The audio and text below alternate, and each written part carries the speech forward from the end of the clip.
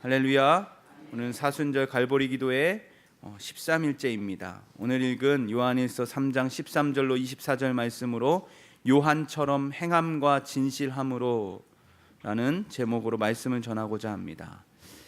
사순절을 보내고 있는 우리 모든 성도님들 가운데 하나님께서 주시는 귀한 사랑과 은혜가 날마다 넘쳐나게 되길 주의 이름으로 축원합니다. 오늘 본문인 요한일서 이 말씀은 예수 그리스도의 사랑, 그 받은 자로서 어떻게 우리가 사랑하며 살아가야 하는지에 대해 말하고 있습니다. 요한일서를 쓸 때에 그 당시에 그 교회 공동체에 여러 가지 문제들이 있었습니다. 그 중에 가장 두드러진 문제가 바로 영지주의라는 거짓 가르침에 대한 위기였습니다. 영지주의를 통해서 이 교회 공동체가 어려움을 당하고 있었습니다. 그들은 예수 그리스도께서 육체로 오심을 인정하지 않았습니다. 하나님의 계명을 지키지도 않았습니다. 또한 그들이 죄가 없는 사람처럼 행동했습니다. 또한 특별히 형제를 사랑하고 이웃을 사랑하는 것에 대하여 소홀히 여겼습니다. 이러한 거짓된 가르침으로 인해 지금 교회 공동체는 큰 위험을 받게 되었고, 그런 이유로 사도 요한이 바로 오늘 이 요한 1서를 쓰게 되었습니다. 특별히 오늘 본문의 말씀은 사람과 사람, 그리고 교회 공동체 안에서 반드시 있어야 할 사랑에 대하여 말하고 있습니다. 서로 사랑해야 한다는 것이죠. 이것이 우리 그리스도인들이 반드시 지켜야 할 계명이라고 사도 요한은 강조하고 있습니다. 오늘날에도 교회는 여러 가지 위협을 받고 있습니다. 그 중에 가장 큰 도전이 무엇입니까? 모이기를 힘쓰지 않는다는 것입니다. 모여도 공동체를 이루고 그 안에서 사랑을 나누고 서로 교제하는 것에 대해서 소홀히 하는 요즘 세태를 말하고 있습니다. 개인적인 신앙은 있지만 함께 모이지 않는 그리스도인들이 너무나도 많이 있습니다. 몇 년 전 설문조사에 따르면 예수님을 믿지만 교회에 나가지 않는 사람들의 수가 전체 기독교의 10% 정도 된다고 합니다. 이런 현상들이 나타나는 이유가 무엇입니까? 많은 사람들이 생각하기로는 그 이유가 교회에서 상처받았기 때문에, 그리고 교회가 보여주고 있는 좋지 않은 모습들 때문이라고 생각하고 있지만, 하지만 그들 한 사람 한 사람을 살펴보면 그 이유와는 조금 다른 이유들을 이야기합니다. 교회 안에서 그가 진정으로 사랑을 경험해 보지 못했기 때문에 그가 공동체로 모이는 것에 대하여 꺼려하고 개인의 신앙만을 지키고자 한다는 것입니다. 그 안에서 정말로 진정한 사랑을 경험해 보지 못하고, 내가 그 안에서 용납받고 용서받고 내가 사랑받고 있구나 하는 것들을 실제로 경험해 보지 못했기 때문에 그들은 점점 개인의 신앙에만 머물러 있습니다. 공동체 안에서의 진정한 사랑, 우리 교회로 말하자면 속회 안에서의 따뜻한 돌봄과 그 안에서의 깊은 교제를 경험한 사람이라면 개인의 신앙에서만 머무는 것이 아니라 모이기를 힘쓰는 신앙으로 이어지게 된다는 것이죠. 이 세대가 점점 개인의 신앙에만 머물러 있는 그런 이유가 바로 이것입니다. 서로 사랑하는 것에 대해서 우리가 소홀히 여겼기 때문이죠. 오늘 본문을 통하여 사도 요한이 이렇게 사랑을 강조하는 이유가 바로 이것입니다. 함께 모이고 그 안에서 사랑을 경험하는 것이 바로 예수 그리스도의 사랑을 알게 되는, 그 사랑을 경험할 수 있는 통로라는 것입니다. 또한 그가 이렇게 힘주어 강조하고 있는 이유가 그가 먼저 그 사랑을 경험했던 사람이기 때문입니다. 내가 이 교회 공동체 안에서 하나님의 사랑을 경험했기 때문에, 하나님 그 사랑을 알았기 때문에, 내가 주님을 더 깊이 체험했기 때문에 많은 사람들에게 서로 사랑하십시오, 그 사랑 안에서 예수 그리스도의 사랑을 알 수 있습니다.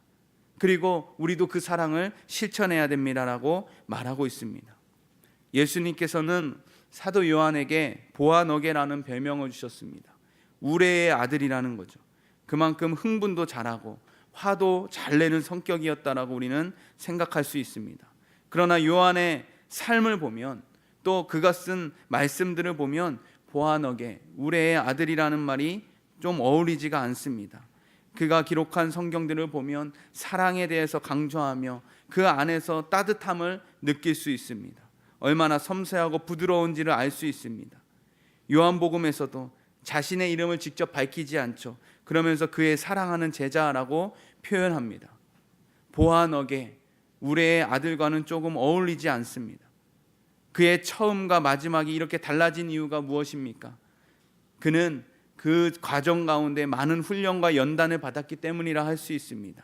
특별히 주님이 주시는 큰 사랑을 많이 경험했기 때문에, 그가 큰 사랑을 많이 받았기 때문에 그도 그 사랑에 대해서 말할 수 있고 나눌 수 있고 사랑할 수 있는 사람으로 변화되었습니다. 우리는 어떻습니까? 우리도 마찬가지죠. 주님의 사랑을 모를 때에는 나만을 생각하는 그러한 삶을 살았습니다. 하지만 주님의 사랑을 경험하다 보니까 점점 사랑하는 사람으로 변화되었습니다. 사랑 안에는 바로 이런 놀라운 신비가 있습니다. 서로 사랑할 때에 그 안에서 우리는 하나님을 만날 수 있고 경험할 수 있고 우리가 변화되어지는 놀라운 역사를 맛볼 수 있습니다. 그리고 오늘 본문에서 요한은 우리가 왜 사랑해야 되는지에 대하여 강력하게 말하고 있는데 바로 16절 말씀입니다. 그가 우리를 위하여 목숨을 버리셨으니 우리가 이로써 사랑을 알고 우리도 형제들을 위하여 목숨을 버리는 것이 마땅하니라. 여기서 목숨을 버리는 것이 마땅하다라고 말합니다. 당연하다라고 말합니다. 다시 말하면 주님께서 우리를 위해 목숨을 먼저 버리셨으니 우리의 목숨은 누구의 것입니까? 주님의 것이라는 거예요. 그리고 우리에게 주신 그 주님의 목숨을 다른 사람을 위해 또 주는 것이 당연한 일이라고 말하고 있습니다. 그래서 사랑은 해도 되고 안 해도 되는 문제가 아니라 반드시 해야 된다라는 것입니다. 왜 그렇습니까? 예수님이 우리를 위해 목숨을 버리셨기 때문입니다. 그리고 우리의 목숨은 주님의 것이기 때문입니다. 우리는 그분의 사랑으로 살아가는 존재이기 때문입니다. 갚을 수 없는 사랑을 받았기에 우리도 당연히 그 사랑을 누군가에게 전하는 것이 마땅합니다. 그래서 오늘 본문에서 사도 요한은 사랑에 대하여 이야기하고 있습니다. 특별히 오늘 제목과 같이 행함과 진실함의 사랑, 말로만이 아니라 삶으로 나타내는 사랑을 말하고 있습니다. 예수 그리스도의 십자가 사랑을 묵상하는 이 사순절, 이 말씀을 통하여 주님의 사랑을 더욱 깊이 알아가고 그 사랑을 많은 사람들과 함께 나누는 우리 모든 성도님들이 되시길 주의 이름으로 축원합니다. 그 첫 번째로 무조건 사랑해야 합니다. 우리는 신앙생활을 하면서 절대 하지 말아라 하는 것들은 잘 지키는 편입니다. 살인하지 말라, 간음하지 말라, 도둑질하지 말라, 내 이웃의 것을 탐내지 말라, 뭐뭐 하지 말라라는 계명들은 우리가 참 잘 지킵니다. 그러나 이런 것과 반면 무조건 해야 된다, 반드시 해야 된다라는 것에 대해서는 조금 우리가 쉽게 생각하는 경향이 있습니다. 사랑하는 것도 마찬가지입니다. 사랑은 주님이 우리에게 주신 필수 계명입니다. 그래 해도 돼, 안 해도 돼 선택의 문제가 아니라 반드시 사랑하라고 말씀하셨습니다. 하나님을 사랑하고 내 이웃을 내 몸과 같이 사랑하라. 무조건 해야 하는 계명입니다. 그럼에도 불구하고 우리는 때로 그 사랑의 길에서 멈춰설 때가 있습니다. 오늘 말씀과 같이 서로 사랑하라는 계명, 이 말씀은 반드시 하라고 주신 말씀입니다. 만약 사랑하지 않고 멈춘다면 그것은 하나님이 원하시는 뜻이 아닙니다.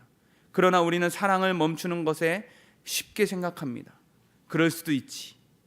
가만히 생각해 보시기 바랍니다. 다른 사람과의 관계에서 그 사람에 대한 관심과 사랑이 멈추는 순간이 있습니다. 언제입니까? 바로 그 사람에 대한 미움의 마음이 생길 때입니다. 우리의 마음은 절대로 아무것도 없는 그런 상태로 머물러 있지 않습니다. 사랑이 멈추면 그 안에 미움이 싹트기 시작합니다. 내 사랑이 멈추는 순간 그곳에 미움으로 가득 채워지는 그러한 일들이 일어납니다. 그래서 어쩌면 사랑을 멈추는 것과 미워하는 것은 같은 말일지 모릅니다. 우리는 이 사실을 반드시 기억해야 됩니다. 사랑하지 않으면 미워하는 것입니다. 오늘 본문에서는 사도 요한은 우리에게 이렇게 강력하고 분명하게 말하고 있죠. 15절 말씀입니다. 그 형제를 미워하는 자마다 살인하는 자니 살인하는 자마다 영생이 그 속에 거하지 않는 것을 너희가 아는 바라. 무엇입니까? 사랑하지 않는 것은 미워하는 것이고 미워하는 것은 살인하는 것이라 말합니다. 그만큼 중한 범죄라는 사실이죠. 우리가 읽지 않았지만 10절 말씀에 보면 이렇게 말합니다. 이러므로 하나님의 자녀들과 마귀들의 자녀들이 드러나나니 무릇 의를 행하지 아니하는 자나 또는 그 형제를 사랑하지 아니하는 자는 하나님께 속하지 아니하리라라고 말합니다. 사랑하지 아니하는 자는 하나님께 속한 사람이 아니라는 것이에요.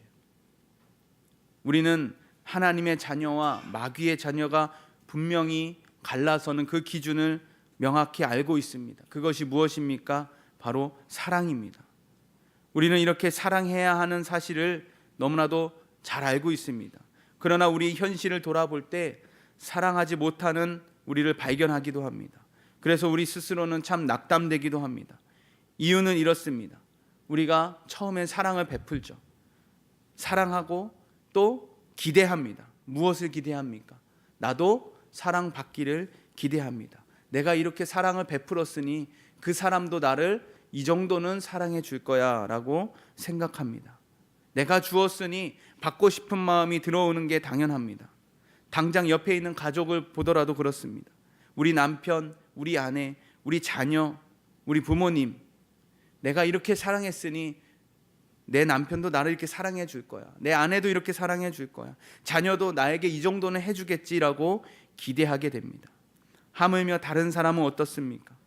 나는 이렇게 할 만큼 했는데 그 사람이 나에게 그만큼 다가오지 않을 때 우리는 마음이 점점 닫혀지게 됩니다. 하지만 사랑은 받기 위해 주는 것이 아닙니다.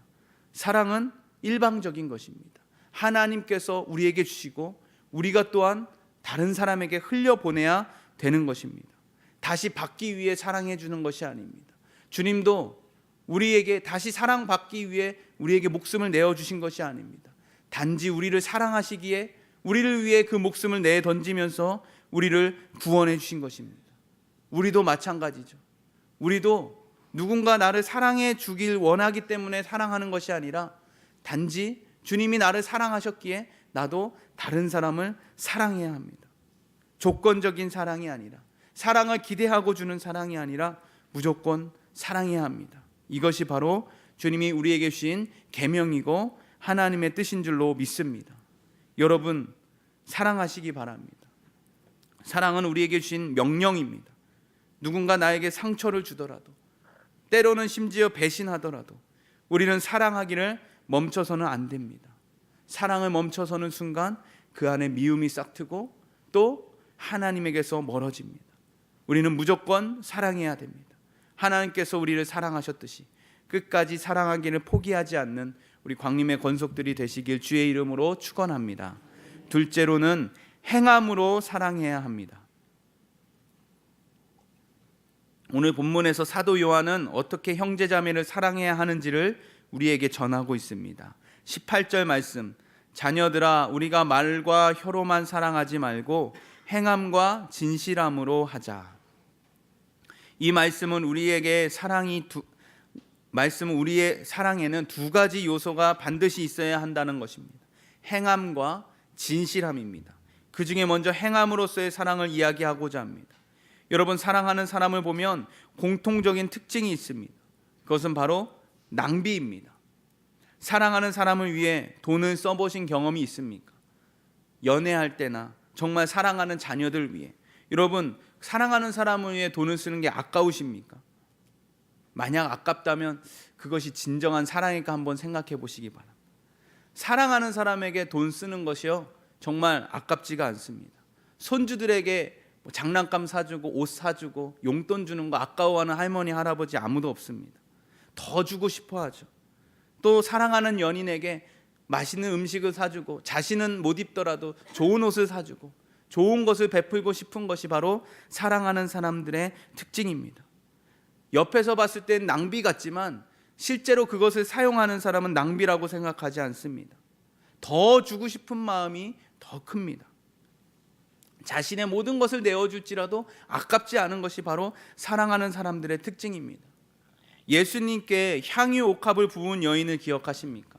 300데나리온이나 되는 값진 향유를 그 자리에 있던 사람들 대부분 그거 아까운데 라고 생각했지만 기꺼이 예수님 앞에 깨어서 드렸습니다. 이 여인은 아무 말 없이 주님께 그 비싼 것을 드렸습니다. 절대로 낭비라고 생각하지 않았습니다. 왜냐하면 그 모든 것의 동기가 무엇입니까? 사랑에 있기 때문입니다. 주님을 사랑하는 마음, 주님을 생각하는 마음에 그는 그 비싼 향유 옥합도 깨트려 주님께 드릴 수 있었습니다. 이것이 바로 사랑하는 사람들의 특징입니다. 존 웨슬리 목사님은 사랑해야 하는 것을 아는 것으로 끝나는 것이 아니라 사랑을 실제로 이어져야 된다라고 말했습니다. 우리도 마찬가지죠. 오늘 본문에서도 말합니다. 사랑은 행함으로 하라. 행함이 멈춰진 사랑은 결코 진정한 사랑이라 할 수가 없습니다.